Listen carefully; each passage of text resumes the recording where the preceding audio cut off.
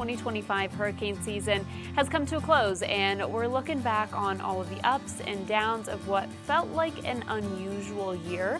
Joining us now with his perspective is our own hurricane hunter, Josh Morgerman. Josh, first and foremost, thank you so much for joining us to talk about this season. What is the biggest lesson or takeaway that you've noticed with this season?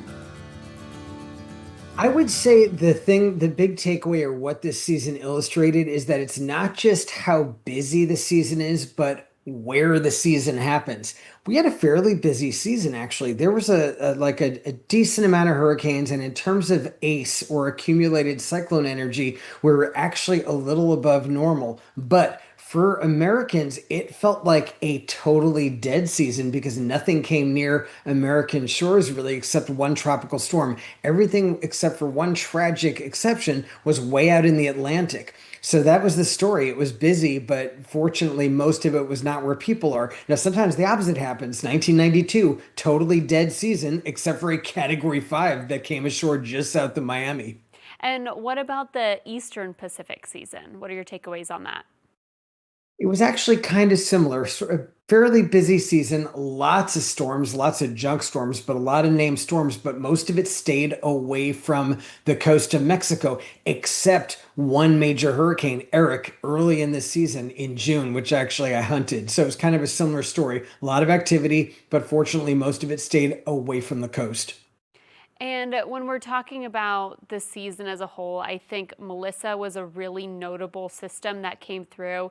That was a month ago now. Now that you've had time to process it, what are your thoughts on Melissa? Yeah, Melissa really left me shell shocked. I actually needed time to process it. Clearly, this was an extremely unusual historical event, just based on the data that we do have and also just how it felt on the ground, just the ferocity of it. Right now, the National Hurricane Center is doing their post analysis on it, which is kind of like sort of like a meteorological autopsy. They're looking at the data more closely now to understand how strong was Melissa at peak intensity and how strong was it when it came ashore. I'm very interested to see what their verdicts are on those two things. And it's possible Melissa might smash some of those records when all is said and done. It's a very, very interesting storm. And such a powerful one as well. I mean, you were there throughout the course of it. Looking back and looking at Jamaica now, how is the recovery process going? Now, from what I can tell, it's baby steps. They're making progress slowly, but this is going to be a long haul kind of thing. This is not normal hurricane destruction. This thing was so extreme that it didn't just destroy houses and buildings. It destroyed the whole fabric of civilization. I'm talking the infrastructure, the communications, the roads even. Reminds me a little bit of Mississippi, coastal Mississippi after Katrina. It's just a complete wipeout. And sort of coming back from that, clawing back from that is going to take years. And it's also, I believe, going to take some international help. And we've still got about 3 minutes or so left. It feels like we're kind of staying on this storm, and it's one that's really hard to move away from. Can you talk to us a little bit more about that? Absolutely. This one has sort of, since it happened, I've been almost obsessed with it. One, just meteorologically, going over my data and trying to kind of do an analysis of what I observed and everything else. It's just absolutely, it was a fascinating storm to witness and also to kind of analyze afterward.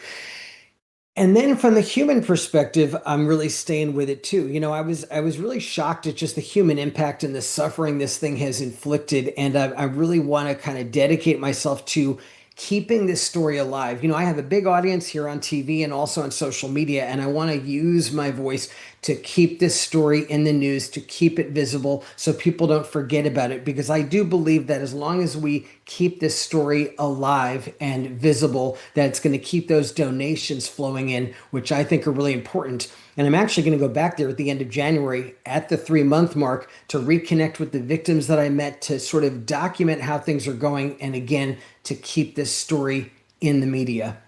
And for folks that are listening and they feel compelled to help, what can viewers at home do to help? Where can they go? Are there any resources that they can give to the people of Jamaica? Yeah, I'm really glad you asked. The best place to go is sort of the official portal. It is supportjamaica.gov.jm. And again, that's supportjamaica.gov.jm. That is the official portal for kind of getting involved with Hurricane Melissa relief and making donations. And I heartily encourage folks to do that because help is needed. This is an absolute catastrophe, and it's going to take help from, Jamaica's neighbors to get them back on their feet after this impact. And, in the last minute here, Josh, I just really want to know, has there been a storm for you that is kind of compared to what you saw in Melissa? I mean, you've been in so many of these hurricanes. What is the one thing that really stuck out with you with this storm? It's a good question. I would say this is maybe it's up there with Super Typhoon Haiyan in the Philippines and Hurricane Dorian in the Bahamas, all category fives. This one, in terms of the wind, felt a little stronger than those. The sound of it, I just remember the screaming. It was so loud that the woman standing next to me during the hurricane was holding her ears. That's how loud the screaming of the wind was. It hurt people's ears. That stuck with me. Absolutely. I mean, that definitely sounds like something that can stick with you over the years. Well, Josh, as always, we appreciate your perspective. And again, support jamaica.gov.jm is where people can go to bring any sort of help, any sort of donation, things like that. And of course, you can continue to follow us on social media and follow Josh Morgerman as well, and he'll keep you updated too. So, Josh, thank you so much for your time.